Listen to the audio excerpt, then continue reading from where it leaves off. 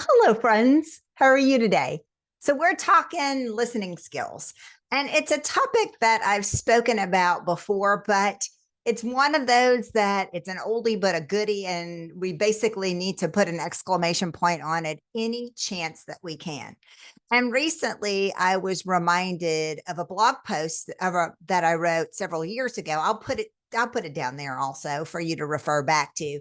But it comes to the point of what is the common denominator in all challenging situations? And it is communication. And when we are having friction, it's really owning the place that we or the position that we are in with the person that we are missing the mark on and not actually landing our message. And so sometimes what it really calls upon us to do is really throttle back and really try to, as Stephen Covey says, listen to understand rather than listening to respond. Recently, I was in a conversation with someone, and I will tell you right now, I don't enjoy being in conversation with that particular person because that particular person is what I call a domineer personality, specifically related to the listening style that that person has. They talk at you and they finish your sentence for you, oftentimes getting it wrong and oftentimes not letting you fully get your thought out of your mouth, trying to just interject in that kind of way. Doesn't make me want to engage with that person in conversation a whole lot.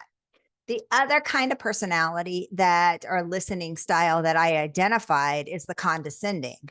And the condescending person is that pandering, patronizing, really, talking to someone like they are a 5-year-old child. That's not enjoyable for me either. The kind of personality that I gravitate to is really the relaxed, as I called it, that person that can throttle back, really be present in the conversation and try to understand what you're saying, ask pointed questions, get really curious.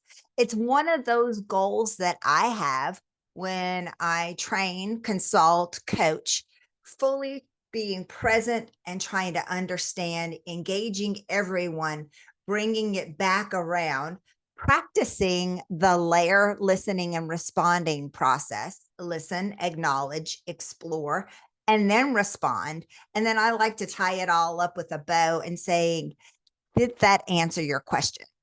Did that, because if someone's asking you a question to really show that you care, is really to make sure that you check back in and fully answer their question in the way they wanted that answer to come.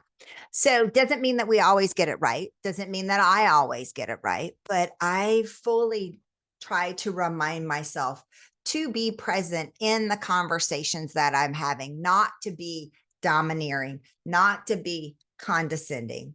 So, what about you? What kind of listening style do you have? What are you going to do about it?